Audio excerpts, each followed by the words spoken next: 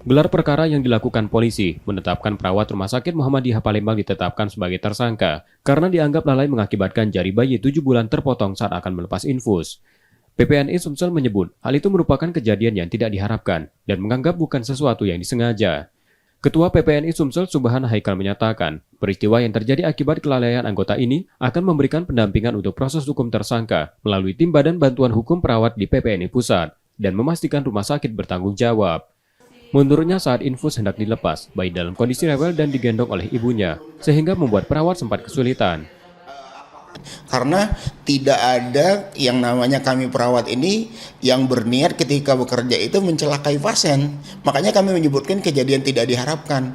Kami tidak mengharapkan terjadi kejadian itu, cuman karena terjadi kendala saat kami melakukan tindakan keperawatan. Saya katakan seperti itu. Ketika sejawat kami ini sedang maksudnya memotong kasa dan plester untuk mengganti selang ataupun jarum infusnya, itu bayinya mungkin tidak kooperatif, akhirnya banyak bergerak, akhirnya terjadilah kejadian itu. Dari PPNI juga sebagai organisasi profesi akan tetap mendampingi teman kami itu dalam menghadapi masalah hukumnya.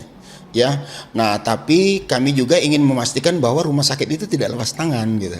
Bahwa kami ingin memastikan bahwa rumah sakit itu tetap bertanggung jawab dengan kejadian tersebut dengan cara yaitu tetap mendampingi sejawat kami ini dalam menghadapi masalah hukumnya. Meski tidak dilakukan penahanan, namun pemeriksaan dan proses hukum pada tersangka tetap berlanjut oleh tim penyidik Reskrim Polrestabes Palembang.